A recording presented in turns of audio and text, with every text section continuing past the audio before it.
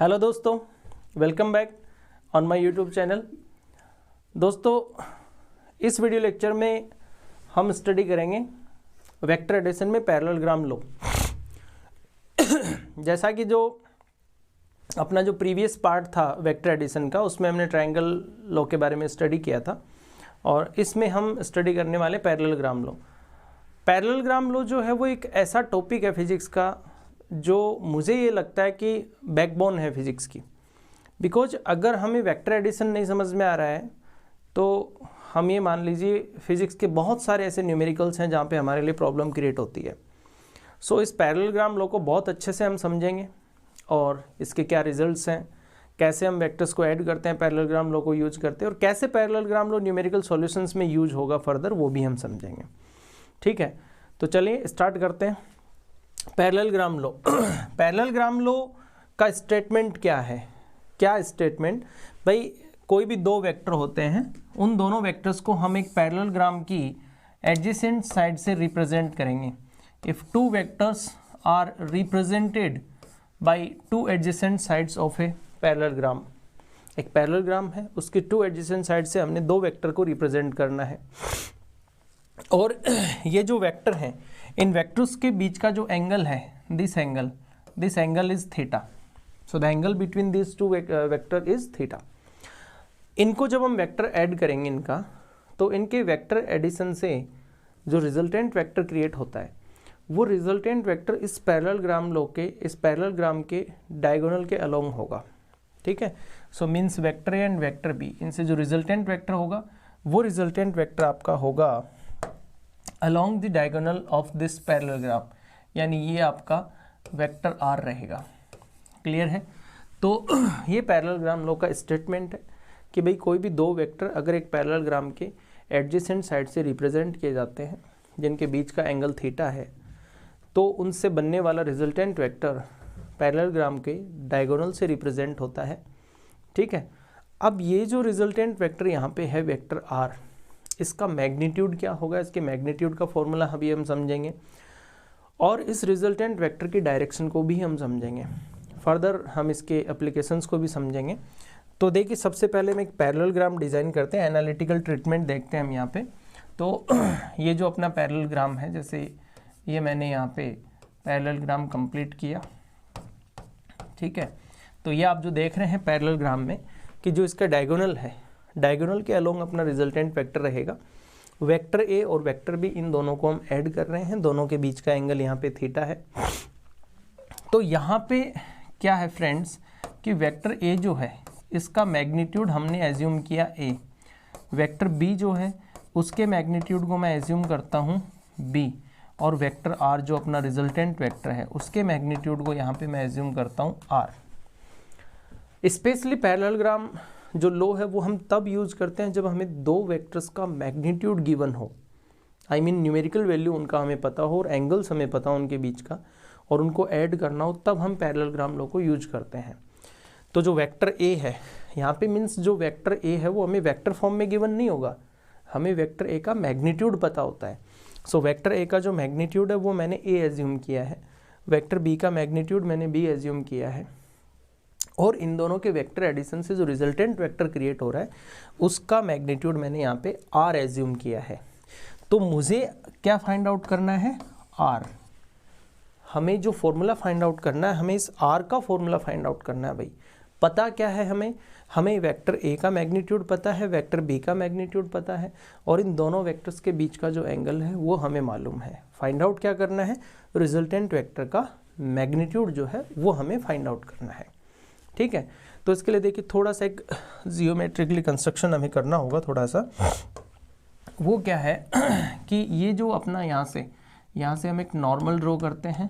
ठीक है, ये नॉर्मल ड्रॉ करने से जो वेक्टर ए है इसको फर्दर मैंने एक्सटेंड किया और ये आपका 90 डिग्री एंगल यहाँ पे बन चुका है। This is 90 degree angle.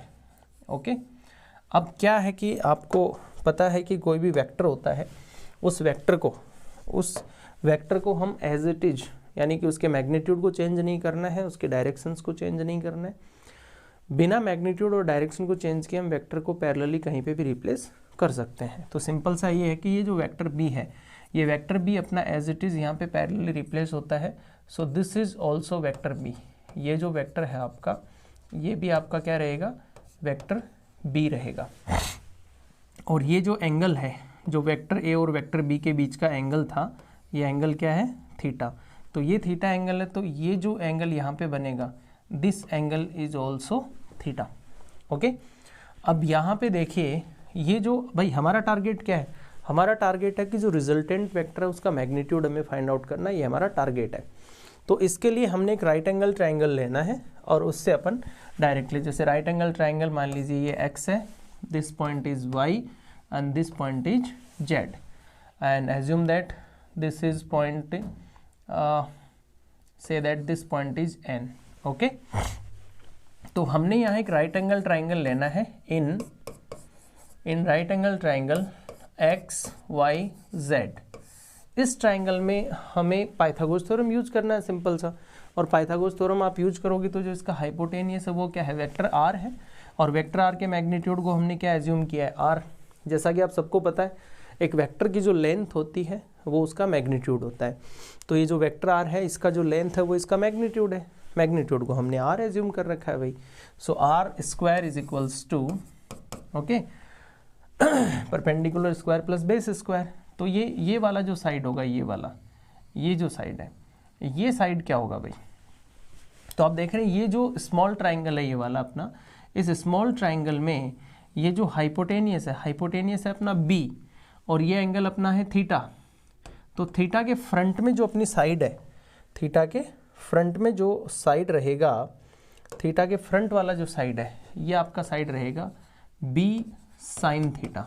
Okay, और ये जो साइड है यहाँ पे एन जेड, जो स्मॉल साइड साइड है, ये साइड आपका रहेगा b कोस थीटा। ओके, तो यहाँ पे क्या है कि जो राइट एंगल ट्राइंगल हमने कंसिडर किया है एक्स वाई जेड, इसमें हाइपोटेनियस तो है r, और जो इसका ये वाला साइड है, ये साइड आपका b साइन थीटा, और जो ये साइड रहेगा, आई मीन एक्स जेड जो साइड रहेगा, एक्स जेड साइड रहेगा a plus b cos theta, क्योंकि x से n तक का जो वैल्यू है, x से n तक का जो वैल्यू वो तो a है अपना, और उसके बाद में जो है वो है b cos theta, simple. So r square is equals to b square sine square theta plus a plus b cos theta whole square, very simple. So r square is equals to b square sine square theta plus now a plus b whole square. So a plus b whole square, apply here a plus b whole square, so it will be a square plus b square cos square theta plus 2ab cos theta. Okay, now let's see, r square is equals to b square common sin square theta plus cos square theta, it will be 1 and plus 2ab cos theta. Okay, so final is r is equals to a square plus b square plus 2ab cos theta. This is our result. Hence final our formula is r is equals to root a square plus b square plus 2ab cos theta. ये अपना result है, ये अपना वो final formula है। तो इस तरह से आप देख पा रहे हैं कि जो वेक्टर ए और वेक्टर बी थे, जिनके बीच का एंगल थीटा था, उनको हम ऐड कर रहे थे, और उनके मैग्नीट्यूड हमें मालूम है, उनके बीच का एंगल हमें मालूम है। तो इनके वेक्टर एडिशन से जो रिजल्टेंट वेक्टर बनेगा, उस रिजल्टेंट वेक्टर का वैल्यू क्या रहेगा, तो वो अपना मैग्नीट्यूड है रूट ए square plus B square plus 2ab cos theta. जैसे एक एग्जाम्पल लेते हैं अपन, एग्जाम्पल से इस बात को समझते हैं कि फॉर्मूला किस तरह से यूज होना अपना।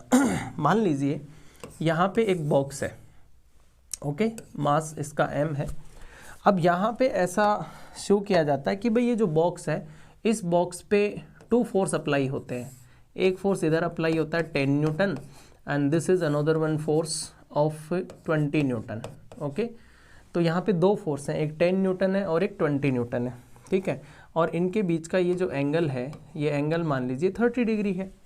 अब आपसे ये पूछा जाता है कि भाई इस बॉक्स पे टोटल फोर्स कितना अप्लाई हो रहा है, what is the total force on this box. अब ध्यान दो, फोर्स क्या है, एक वेक्टर क्वांटिटी है भाई, फोर्स वेक्टर है। अब यहाँ पे गिवन क्या है भाई तुम्हें, ये जो बॉक्स है इस बॉक्स पे 2 फोर्स अप्लाई हो रखे हैं, 10 न्यूटन और दूसरा 20 न्यूटन है, और इनके बीच का जो एंगल है वो 30 डिग्री है। आपसे क्या पूछ रहा है कि भाई इस बॉक्स पे टोटल फोर्स कितना है। अरे तो फोर्स वेक्टर क्वांटिटी है तो यार इसका वेक्टर एडिशन होगा ना, और वेक्टर एडिशन होगा। अब ध्यान दो, यहाँ पे ये 2 वेक्टर थे, एक्चुअली ये दोनों वेक्टर हैं, बट हमें क्या दिया हुआ है, हमें वेक्टर्स का मैग्नीट्यूड दिया हुआ है। जैसे हमने यहाँ पे वेक्टर का मैग्नीट्यूड ए माना था ना, तो वो जो ए है वो ए हमें यहाँ गिवन है। तो मान लीजिए ये वाला जो फोर्स है, ये फोर्स, इसको मैंने ए कंसिडर किया और इस फोर्स को मैंने बी कंसिडर किया, या फिर F1 F2 कंसिडर कर लो। तो ये 2 फोर्स यहाँ पे हैं, माइंस 2 वेक्टर थे, तो भाई कोई भी 2 वेक्टर हो सकते हैं ना, 2 फोर्स हो सकते हैं, 2 वेलोसिटी वेक्टर हो सकते हैं, 2 एक्सेलरेशन हो सकते हैं, 2 इलेक्ट्रिक फील्ड हो सकते हैं।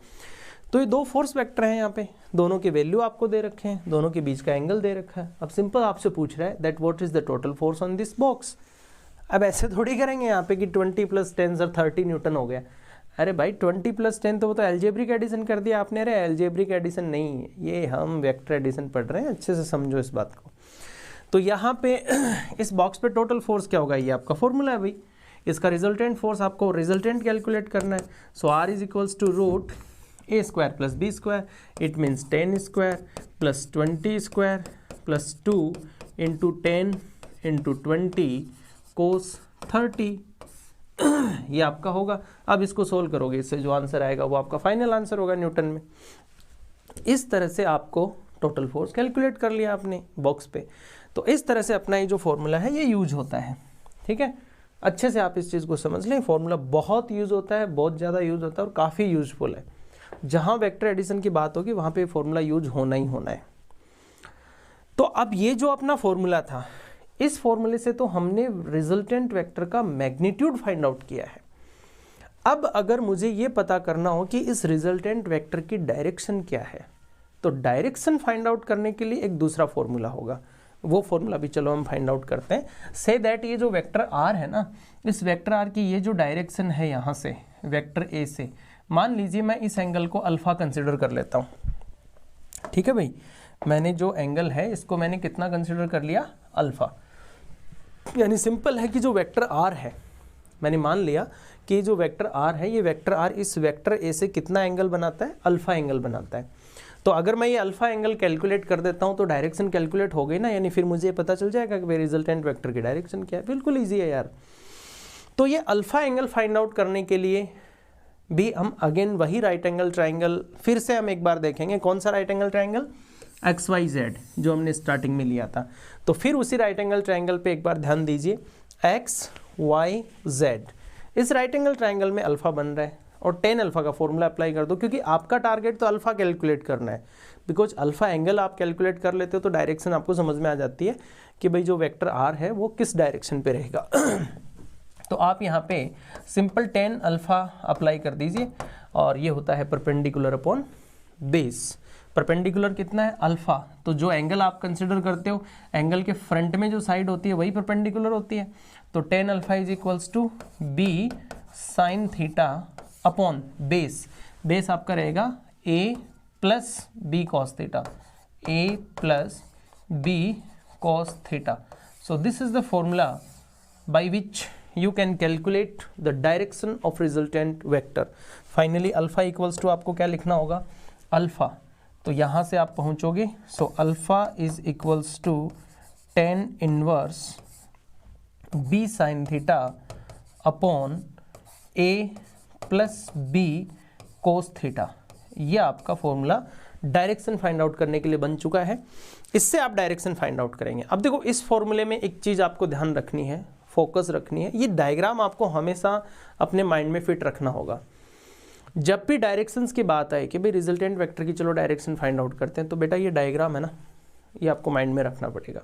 आपको ये दिमाग में होना चाहिए कि भाई हमने वेक्टर ए किसको कंसिडर किया है, हमने वेक्टर ए इसको जो हॉरिजॉन्टल है उसको कंसिडर किया है, मतलब जो एक्स एक्सिस कह लोगे, और जो वेक्टर बी है हमने इसको कंसिडर किया। दोनों वेक्टर आपके माइंड में घूमने चाहिए कि वेक्टर ए ये था, वेक्टर बी ये था, और ये एंगल अपना थीटा था, ठीक है, और ये अपना रिजल्टेंट वेक्टर था और ये एंगल अपना अल्फा बन रहा है। तो टेन अल्फा, अब tan alpha is equals to perpendicular upon base. तो ये अल्फा है, तो अल्फा के फ्रंट में कौन है, परपेंडिकुलर। तो परपेंडिकुलर कौन है, वो है बी साइन थीटा, मतलब ये वेक्टर बी है ना, तो इसी वेक्टर बी से ये एज इट इज यहाँ पे पैरेलली रिप्लेस हुआ है, तो ये बी साइन थीटा बना। ठीक है, तो बी साइन थीटा अपॉन, तो ये बेस हो गया ए प्लस बी कॉस थीटा। तो ये आपको देखो समझना पड़ेगा कि हमने ए किसको कंसिडर किया, बी किसको कंसिडर किया। जब भी कहीं हम इसको न्यूमेरिकल में यूज करेंगे फॉर्मूले को, तो इस ए बी के अकॉर्डिंग, क्योंकि अदरवाइज ये भी तो हो सकता है मैंने ए इसको कंसिडर कर लिया, बी इसको कंसिडर कर लिया और फिर आप यही फॉर्मूला यूज कर रहे हो, तो थोड़ा चेंज हो जाता है। तो ये चीज़ आपको थोड़ी माइंड में रखनी पड़ेगी कि ए वेक्टर को इसको कंसिडर किया और बी हमने किसको, उसके अकॉर्डिंग अपन फॉर्मूला यूज करेंगे। देखेंगे आगे हम कॉम्पिटिटिव एग्जाम्स के क्वेश्चन उठाएंगे और वीडियो उस पर भी आएगा, तो उस पर आप देखोगे जब हम क्वेश्चन सोल्व करेंगे तो उसमें सब बातें आपको समझ में आएंगी। ठीक है, तो ये दो फॉर्मूले हैं जो बहुत इंपॉर्टेंट है वेक्टर एडिशन के लिए भाई।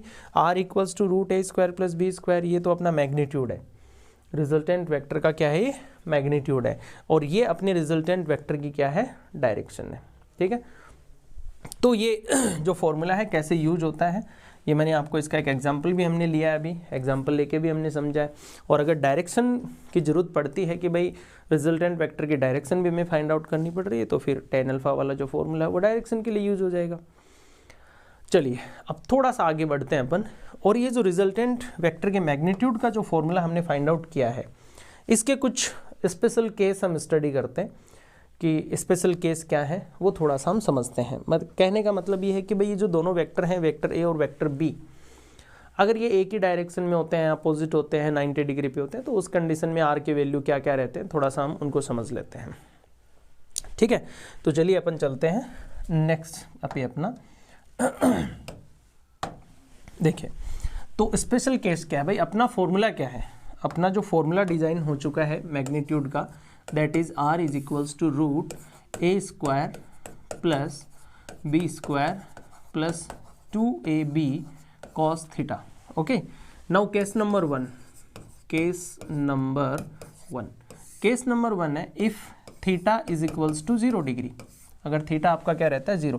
भाई थीटा 0 का मीनिंग क्या है, थीटा 0 का मीनिंग है कि वो दोनों जो वेक्टर थे, vector A and vector B, both vector are in the same direction, वो दोनों वेक्टर एक ही डायरेक्शन में है। तो उस कंडीशन में भाई रिजल्टेंट वेक्टर का, तो देखो अगर वो दोनों वेक्टर एक ही डायरेक्शन में और इनका आप वेक्टर एडिशन कर रहे हो, तो रिजल्टेंट वेक्टर भी इधर ही बनेगा। ये ध्यान रखें आप, रिजल्टेंट वेक्टर जो होगा वह भी इधर ही रहेगा, वेक्टर आर भी इधर ही रहेगा। तो अब रिजल्टेंट वेक्टर का मैग्नीट्यूड क्या बनेगा, R is equals to root A square plus B square plus 2ab भाई कॉस थीटा। तो थीटा तो 0 डिग्री है, कॉस 0 1 होता है, तो ये तो सिंपल आपका क्या बन गया, R is equals to A plus B, ये आपका आंसर। इसको समझना है कि अगर दो वेक्टर उनका डायरेक्शन अगर सेम है, एक ही डायरेक्शन में है, और उनका वेक्टर एडिशन आप कर रहे हो, तो बड़ा सिंपल है। अगर एक ही डायरेक्शन के वेक्टर हैं और उनका वेक्टर एडिशन कर रहे हो, तो उनके रिजल्टेंट वेक्टर का जो वैल्यू होगा, रिजल्टेंट वेक्टर का वैल्यू मैग्नीट्यूड सिंपल उनके अलजेब्रिक एडिशन के इक्वल ही होगा भाई। जैसे मान लीजिए ये दो फोर्स हैं, मैंने कहा जी 5 न्यूटन और एक फोर्स है 10 न्यूटन, दोनों एक ही डायरेक्शन में वर्क कर रहे हैं। आपसे पूछा जाता है बताओ टोटल फोर्स कितना बन रहा है, बिल्कुल 15 न्यूटन बनेगा। यहाँ पे जो रिजल्टेंट फोर्स बनेगा वो कितना बनेगा, जो रिजल्टेंट फोर्स होगा वो डेफिनेटली अपना 15 न्यूटन होगा। सिंपल अलजेब्रिक एडिशन हो जाएगा इनका, क्योंकि थीटा 0 रह गया। तो ये एक स्पेशल केस है, इस केस को थोड़ा ध्यान में रखना ना, मतलब वेक्टर एडिशन में भी रिजल्ट अलजेब्रिक एडिशन के इक्वल रहता है, वेक्टर एडिशन में भी रिजल्ट अलजेब्रिक एडिशन के इक्वल रहता है, लेकिन वो तभी रहता है जब वेक्टर एक ही डायरेक्शन में होते हैं, अदरवाइज नहीं रहता है। अब केस नंबर सेकंड की हम बात कर लें, चलो केस नंबर सेकंड है that if theta is 180 degree, अगर एंगल आपका 180 होता है। 180 का मीनिंग है कि भाई ये जो दोनों वेक्टर हैं, जैसे वेक्टर ए है और ये जो दूसरा वेक्टर है वो वेक्टर बी है, ये दोनों वेक्टर अपोजिट आ गए। तो अगर ये अपोजिट आ गए तो भाई एंगल साफ साफ नजर आ रहा है, थीटा 180 डिग्री हो चुका है यहाँ पे। इस कंडीशन में रिजल्टेंट वेक्टर का मैग्नीट्यूड क्या होगा, इसको भी जरा अच्छे से समझ लीजिए आप। तो यहाँ जो मैग्नीट्यूड बनने वाला है रिजल्टेंट का, वो होगा a square plus B square minus 2AB। Minus 2AB कैसे लिखा मैंने? बिकॉज अब आपका एंगल 180 डिग्री है, और बेटा ये जो कोस थीटा है, यहाँ पे थीटा की जगह 180 लिखोगे आप। कोस 180 डिग्री क्या होता है? -1 होता है, तो माइनस ही रहेगा ना यहाँ पे। तो इस कंडीशन में जो रिजल्टेंट वेक्टर का मैग्नीट्यूड है वो है आपका a minus B. Magnitude of resultant vector is a minus B. अब देखो यहाँ ऐसा कोई कंफर्म नहीं है कि a माइनस बी होगा, ये b माइनस ए भी हो सकता है। ये डिपेंड करता है कि कौन से वेक्टर का मैग्नीट्यूड हाई है। सिंपल सी बात ये है कि दो वेक्टर अगर अपोजिट हैं एक दूसरे के और उनका वेक्टर एडिशन आप कर रहे हो, तो उनके वेक्टर एडिशन में ध्यान ही देना कि जिसका वैल्यू ज़्यादा है उसमें से कम वाले को माइनस करना है, वही रिजल्ट होगा अपना। ठीक है, चलो इस पे भी एक अपन एग्जांपल ले लेते हैं। जैसे मान लीजिए कि यहाँ पे दो फोर्स हैं, ये 10 न्यूटन फोर्स है और ये आपका 5 न्यूटन फोर्स है, ये 2 फोर्स है और ये दोनों फोर्स एक दूसरे के अपोजिट डायरेक्शन में अप्लाई हो रखे हैं। अब आपसे कहा जाता है कि बताओ इनका टोटल फोर्स कितना बना भाई? तो यहाँ जो टोटल फोर्स बनेगा वो बनेगा 10 minus 5, it means 5 Newton. Simple.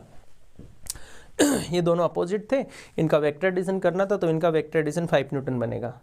चलो, लेकिन अब ये 5 न्यूटन कौन सी डायरेक्शन में होगा, ये भी तो इंपॉर्टेंट है। डायरेक्शन तो भाई जिसका वैल्यू हायर था ना, जिसका वैल्यू ज़्यादा था, उधर ही रहेगा ये रिजल्टेंट वेक्टर। रिजल्टेंट वेक्टर की डायरेक्शन वहीं रहेगी जिधर वैल्यू क्या है, हाई वैल्यू। तो जैसे दो फोर्स थे अपोजिट थे, ऐसे ही भाई दो वेलोसिटी हो सकती हैं। जैसे मान लीजिए एक पार्टिकल है, उसकी वेलोसिटीज़ को शो कर रखा है, जैसे इधर वेलोसिटी शो कर रखी है 10 मीटर पर सेकेंड, ठीक है, और मान लीजिए इस साइड वेलोसिटी शो कर रखी है 2 मीटर पर सेकेंड, ठीक है। अगर इस तरह से ऐसा कुछ शो कर रखा है तो अब रिजल्टेंट वेलोसिटी क्या बनेगी? तो रिजल्टेंट वेलोसिटी डेफिनेटली इस साइड ही आएगी, और रिजल्टेंट वेलोसिटी का जो वैल्यू होगा वो होगा 8 मीटर पर सेकेंड, यानी माइनस होना है। तो ये बहुत अच्छे से क्लियर कर लें कि अगर दो वेक्टर जस्ट अपोजिट हैं और उनका वेक्टर एडिशन करना है, तो उनके वेक्टर एडिशन से जो रिजल्टेंट वेक्टर बनता है, उस रिजल्टेंट वेक्टर का मैग्नीट्यूड उन दोनों के डिफरेंस के इक्वल होगा।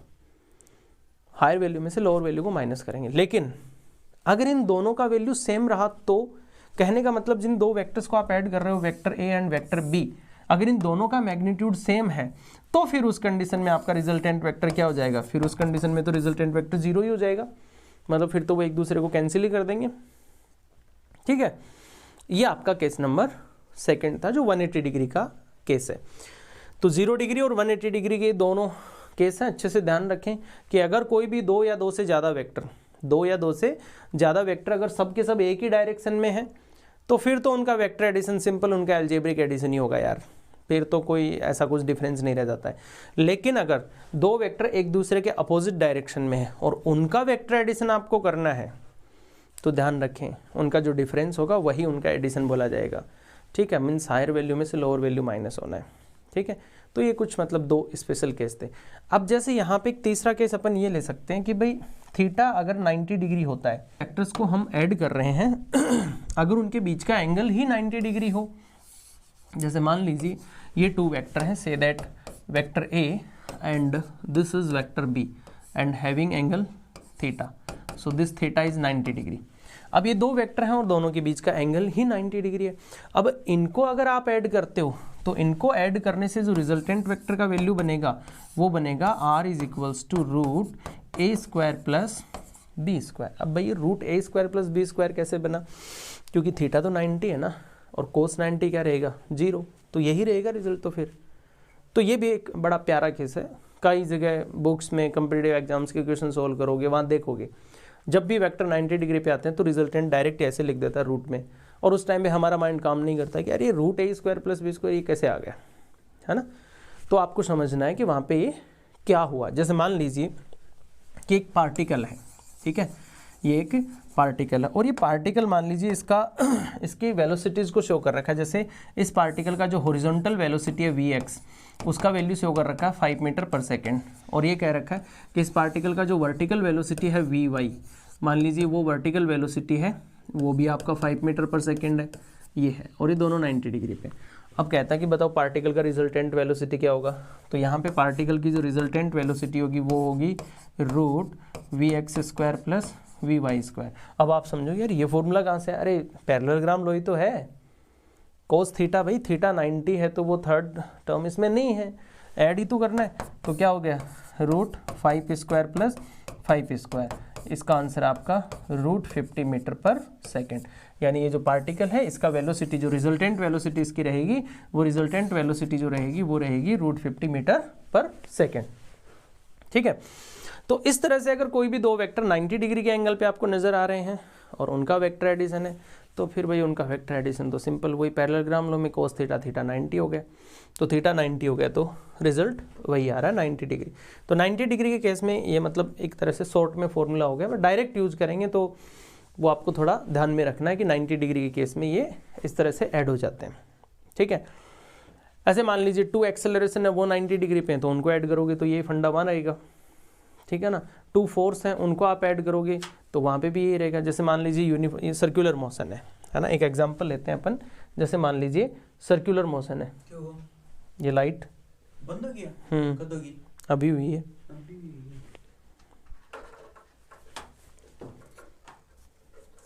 चल गई। Sorry, continue. हाँ कंटिन्यू। अब जैसे मान लीजिए नॉन यूनिफॉर्म सर्कुलर मोशन का एग्जांपल लेते हैं अपन। तो नॉन यूनिफॉर्म सर्कुलर मोशन में क्या होता है भाई, एक्सेलरेशन अलग अलग होते हैं। तो जैसे मान लीजिए एक नॉन यूनिफॉर्म सर्कुलर मोशन का मैं यहाँ पे एग्जांपल ले रहा हूँ। ठीक है, अब नॉन यूनिफॉर्म सर्कुलर मोशन में जैसे यहाँ पे हमने पार्टिकल को कंसिडर किया, ये पार्टिकल है और ये नॉन यूनिफॉर्म सर्कुलर मोशन में है। ठीक है, तो नॉन यूनिफॉर्म सर्कुलर मोशन में जैसा कि आपको पता है एक सेंट्रीपिटल एक्सेलरेशन होता है, एक टेंजेंशियल एक्सेलरेशन होता है। ठीक है, और एक एंगुलर एक्सेलरेशन भी होता है। खैर एंगुलर एक्सेलरेशन है उसकी डायरेक्शन अलग होती है, उसकी बात अलग है। बट दो एक्सेलरेशन है, एक तो हो गया आपका टेंजेंशियल एक्सेलरेशन। तो जो टेंजेंशियल एक्सेलरेशन है वो जो होता है उसकी डायरेक्शन तो अलोंग दी टेंजेंट होती है, और जो दूसरा एक्सेलरेशन है वो होता है आपका सेंट्रीपिटल एक्सेलरेशन। और जो सेंट्रीपिटल एक्सेलरेशन है उसका डायरेक्शन आपका रहता है along the radius, means towards the centre. अब ये नॉन यूनिफॉर्म सर्कुलर मोशन का एग्जाम्पल ले रहा हूँ मैं, आप ध्यान देना, ये नॉन यूनिफॉर्म। ठीक है ना, हालांकि खैर ये सर्कुलर मोशन का जो टॉपिक है ये इसका अलग से अपन एक वीडियो शूट करेंगे, non uniform circular motion. But यहाँ पे फिलहाल हम वेक्टर एडिशन पढ़े 90 डिग्री वाला केस, तो इसलिए मैं इसको ले रहा हूँ।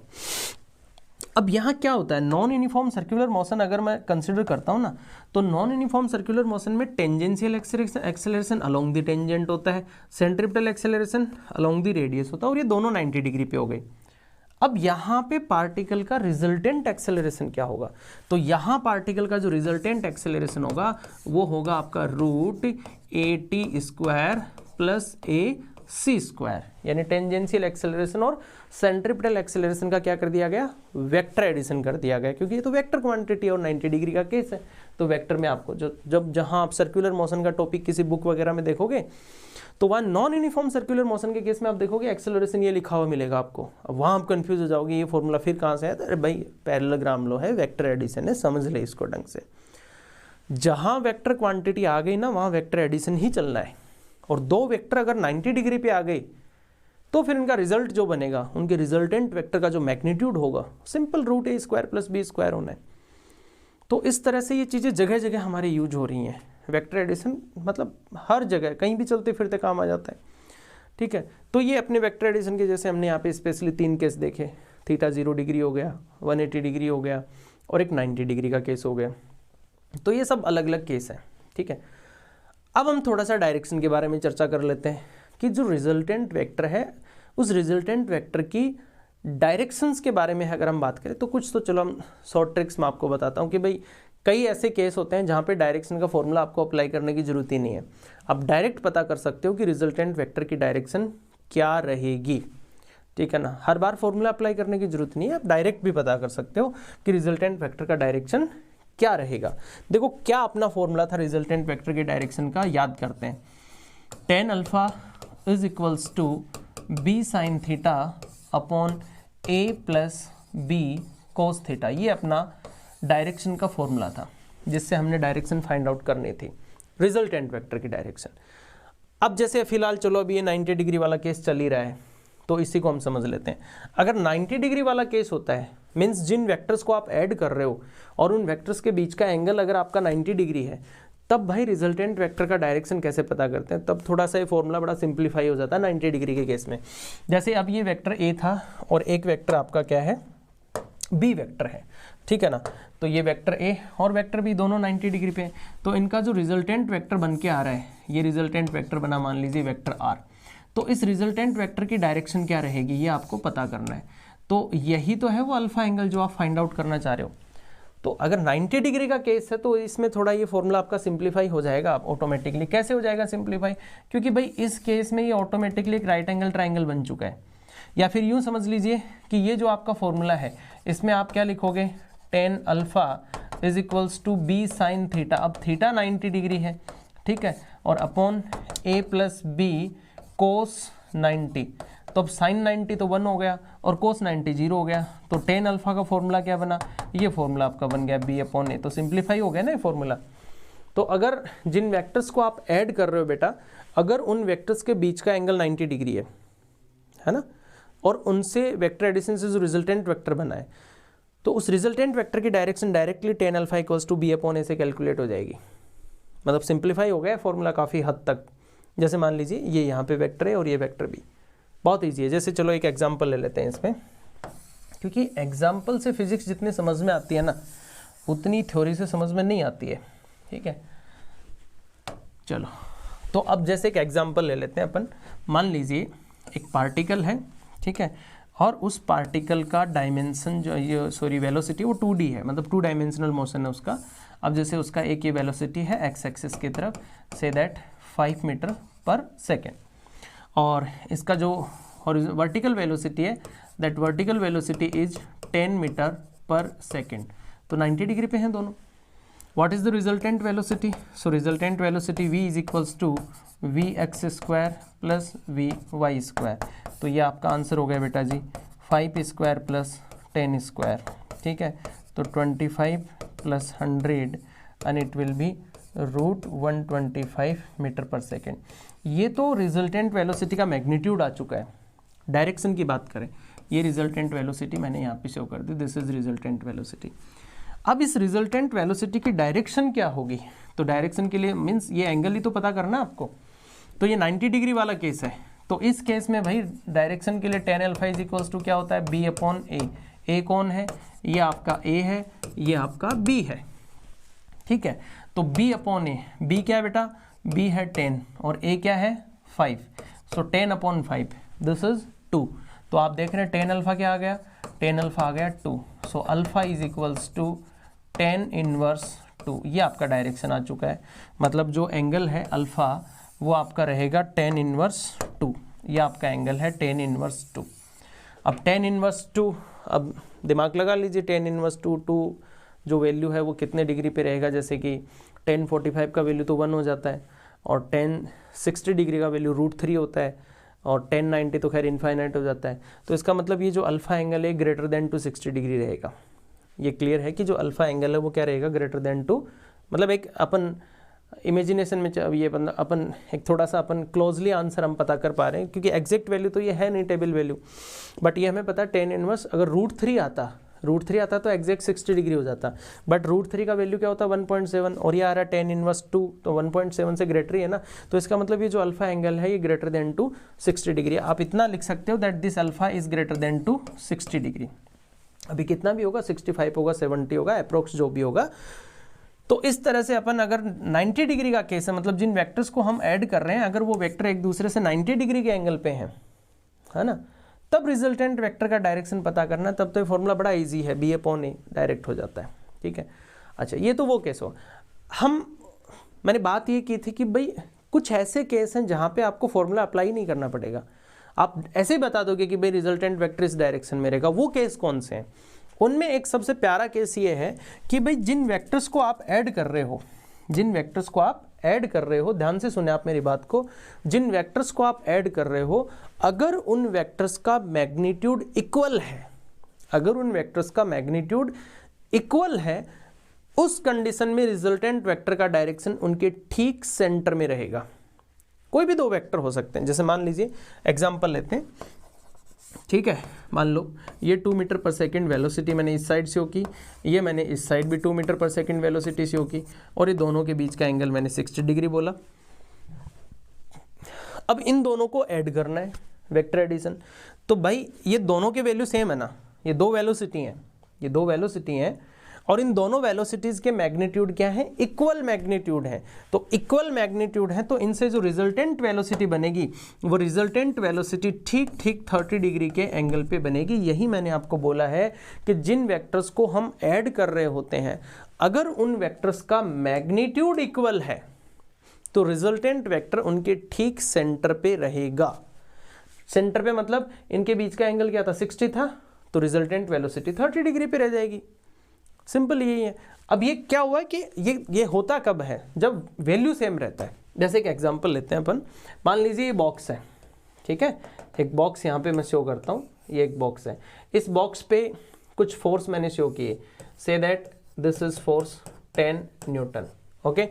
और यहीं पे इस बॉक्स पे एक अनदर फोर्स है, वो अनदर फोर्स मैं यहाँ पे चलो शो कर देता हूँ 30 डिग्री, ओके, चलो ले लेते हैं अपन, एक फोर्स इस साइड शो कर देते हैं, this is another force of 10 Newton. अब ये बॉक्स जो है, इस बॉक्स पे दो फोर्स अप्लाई हो रखे हैं 10 न्यूटन, अब दोनों का वैल्यू सेम है और इन दोनों फोर्सेस के बीच का ये जो एंगल है 90 डिग्री है। तो इन दोनों से मिलकर इन दोनों के वेक्टर एडिशन से जो रिजल्टेंट फोर्स बनेगा वो रिजल्टेंट फोर्स ठीक सेंटर पे बनेगा। अब कैसे पता चला कि ठीक सेंटर पे बनेगा, क्यों कह दिया मैंने, क्योंकि यार दोनों के वैल्यू सेम थे, इसलिए जो रिजल्टेंट बनेगा ना ये एग्जैक्टली 45 डिग्री पे बनेगा। फॉर्मूला अप्लाई मत करो यहाँ पे। हाँ, रिजल्टेंट फोर्स का वैल्यू तो फाइंड आउट करना पड़ेगा, तो रिजल्टेंट फोर्स का वैल्यू तो आपका रहेगा 10 स्क्वायर प्लस 10 स्क्वायर, यही रहेगा ना, क्योंकि cos 90 है तो वो तो ये तो सब हम पढ़ ही चुके हैं। तो ये एक ऐसा केस है कि जिन जिन जिन वेक्टर्स को हम ऐड कर रहे हैं ना, अगर उन वेक्टर्स का मैग्नीट्यूड इक्वल है भाई, तो रिजल्टेंट वेक्टर की डायरेक्शन में कोई फॉर्मूला नहीं अप्लाई करना, डायरेक्ट कह सकते हो कि रिजल्टेंट वेक्टर ठीक सेंटर पे रहेगा, इट्स ओके। और ऑलमोस्ट देखने में आता है कि 90% केस में ऐसे ही न्यूमेरिकल मिलते हैं जहां पे वेक्टर्स का मैग्नीट्यूड इक्वल मिलेगा आपको जब आप उनको ऐड करोगे, ठीक है। और अगर भाई मैग्नीट्यूड इक्वल नहीं है वेक्टर्स का, फिर तो फॉर्मूला अप्लाई करना ही पड़ेगा। और 90 डिग्री वाला केस है, उसमें मैंने आपको अलग से बता दिया, अगर वेक्टर्स जिनको हम ऐड कर रहे हैं और उनके बीच का एंगल अगर 90, तो मतलब डायरेक्शन का फॉर्मूला और भी ईजी हो जाता है, b/a हो जाता है, tan alpha equals to b/a। और अगर 90 के अलावा कुछ और एंगल है और वैल्यू सेम है नहीं वेक्टर्स के, तब तो फॉर्मूला अपना जो है tan alpha equals to b sin theta upon a plus b cos theta, ये एज इट इज पूरा यूज करना ही होगा, ठीक है। ओके, तो इस वीडियो में हमने बहुत कुछ पढ़ा पैरेललोग्राम लॉ के बारे में, बातें और भी बहुत हैं वेक्टर एडिशन से रिलेटेड, बहुत कुछ है वेक्टर एडिशन में, काफ़ी न्यूमेरिकल्स हैं और हैं। चलो बहुत जल्दी एक नए वीडियो के साथ आपके साथ मिलेंगे, जिस वीडियो में हम कुछ क्वेश्चन सोल्व करेंगे वेक्टर एडिशन के, ठीक है।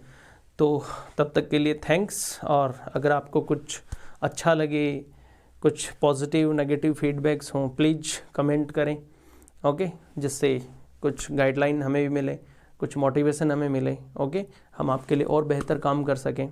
Thanks a lot.